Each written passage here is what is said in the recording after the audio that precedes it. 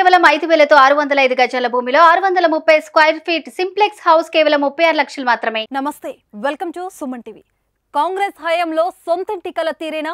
BRS ప్రభుత్వంలో దక్కని ఇల్లు రేవంత్ సర్కార్ ఇస్తుందా? కాంగ్రెస్ ఇందిరమ్మ ఇల్లు హామీ ఎప్పుడు నెరవేరుస్తారు? ఆ పథకం యొక్క విధి విధానాలేంటి?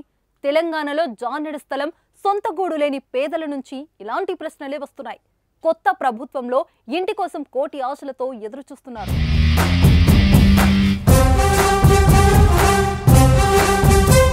గృహలక్ష్మి పథకంలో భాగంగా గత ప్రభుత్వం తీసుకున్న దరఖాస్తులను కొత్త సర్కార్ తిరస్కరించింది. మళ్లీ కొత్తగా దరఖాస్తులను స్వీకరించేందుకు సిద్ధమైంది. దీంతో ప్రజల్లో కొత్త సందేహాలు నెలకొన్నాయి. ఇందిరమ్మ ఇంటి కోసం అర్హతలు ఏముండాలి? అసలు ఇందిరమ్మ ఇల్లు ఎవరికిస్తారు? ఇంటి కోసం ఎక్కడ అప్లై చేయాలి అనే సందేహాలతో ఉక్కిరిబిక్కిరవుతున్నారు. ఎన్నికలో కాంగ్రెస్ 6 గ్యారెంటీలను ప్రకటించింది. ఈ హామీలు కలసొచ్చి ఘన విజయం అందుకుంది. మహిళలకు ఫ్రీ బస్సు, మహిళల అకౌంట్లలో నెలకు 2,500, ఇంద్రమ్మ ఇల్లు వంటి పథకాలు ఓట్లను రాబట్టాయి. దీంతో గెలిచిన తర్వాత ఎన్నికలో ఇచ్చిన హామీ ప్రకారం 6 గ్యారెంటీలు అమలు చేయడమే లక్ష్యంగా కాంగ్రెస్ ప్రభుత్వం అడుగులు వేస్తోంది. ఇప్పటికే మహిళలకు ఫ్రీ బస్సు ప్రయాణం, రాజీవ్ ఆరోగ్యశ్రీ పథకాలను ప్రారంభించారు. త్వరలోనే మిగతా పథకాలు ప్రారంభం కానున్నాయి. పథకాల వారీగా విధి విధానాలు రూపొందిస్తుంది ప్రభుత్వం. ఈ క్రమంలో ఇందిరమ్మ ఇల్లు పథకాన్ని వేగంగా అమలు చేసేందుకు కసరత్తు ప్రారంభించింది. అర్హులను సులభంగా గుర్తించేందుకు సరికొత్త చర్యలను తీసుకుంటోంది.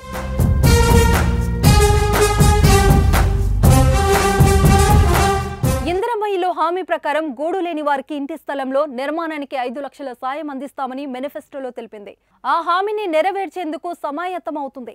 ఈ మేరకు గ్రామాల వారీగా సభలను ఏర్పాటు చేసి దరఖాస్తులను స్వీకరించనుంది. గ్రామ సభలో దరఖాస్తులు స్వీకరించడం ద్వారా అర్హులను సులభంగా గుర్తించే అవకాశం ఉందని కాంగ్రెస్ భావిస్తుంది. ఇంటి నిర్మాణ పథకానికి కాంగ్రెస్ పార్టీ ఆవిర్భావ దినోత్సవమైన డిసెంబర్ 28 నుంచి దరఖాస్తులు స్వీకరించాలని నిర్ణయించినట్లు సమాచారం.